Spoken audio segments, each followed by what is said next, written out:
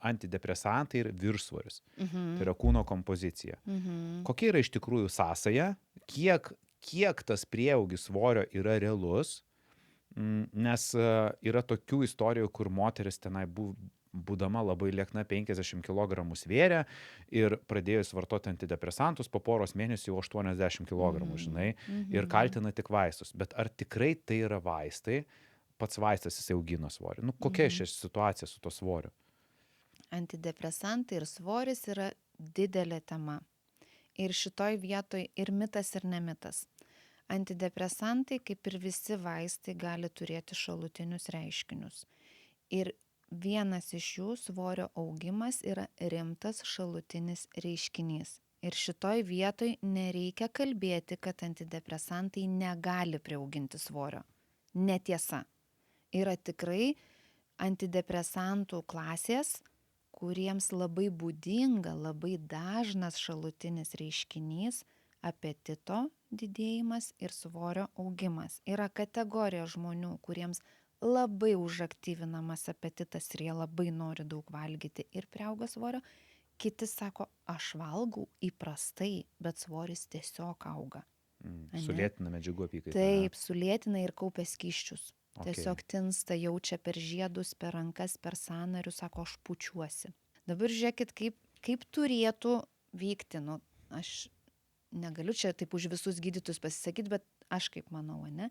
Mes diskutuojam, jeigu tai yra pirmas paskirimas, ne? Kalbama, ne? Gali būti, negali būti šalutiniai reiškiniai. Kaip aš mėgstu konsultacijoje sakyti.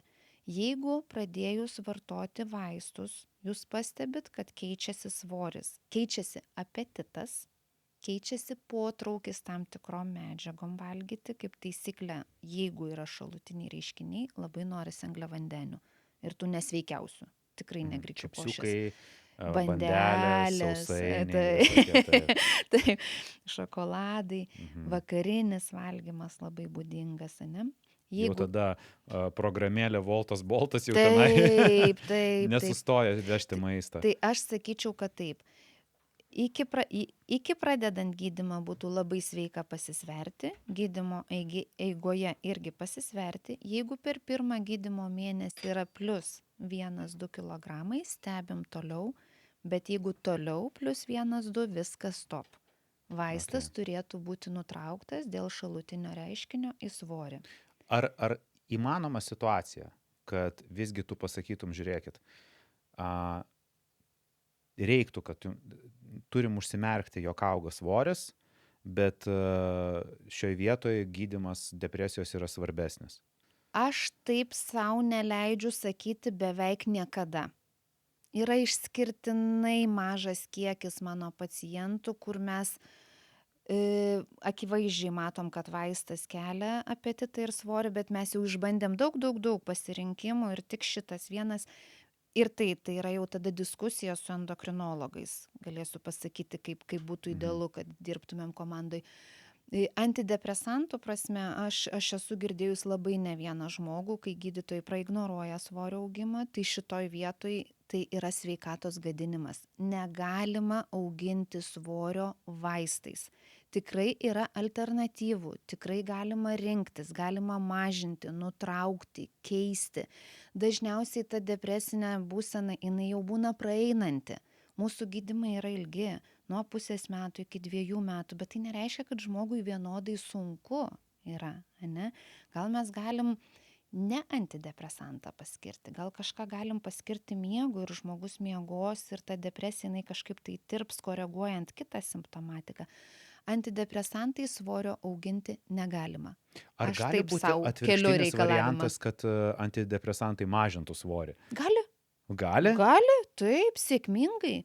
Sėkmingai gali būti irgi šalutinis reiškinys. Geras, nes mes girdim tik tai apie auginimą. Taip. Tai apie augimą, ne, dabar užsidėkim paskutinius akcentus, kad antidepresantai gali turėti šalutinį reiškinį į svorį, bet tai tikrai turėtų būti atreaguota, koreguota ir žmogus nepaliktas priaugti 20 kg. Aš sakyčiau, 2-3 kg gali būti fiziologinis svyravimas, kai mes gydomės nerimo ir depresijos sutrikimus, tiesiog rimsta fiziologija ir viskas truputėlį vyksta ramiau, lėčiau, bet ne daugiau kilogramų. ane?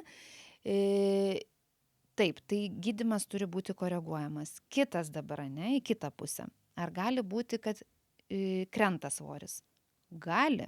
Bet čia turbūt nieks nesiskundžia. Įvairiai. Būna. Žmonės, kuriems sunku priaugti svorį, jie taupo kiekvieną kilogramą. Žmonės, kurie į stresą reaguoja anorektiškai, ne todėl, kad jie turi tikslą numesti svorį, jiems skrandis užsirakina nuo streso. Ir sako, aš negaliu valgyti, mane taip pykina, kad aš galiu apsivemti, jeigu aš suvalgysiu. Ir jie nevalgo, jiems blokuotas skrandis yra. Tai mes kaip tik tos jau skrandžius savo vaistais stengiamės atidarinėti, kad jau ten skaičiuojam kiekvieną tą kilogramą ir rankom plojam. Ane?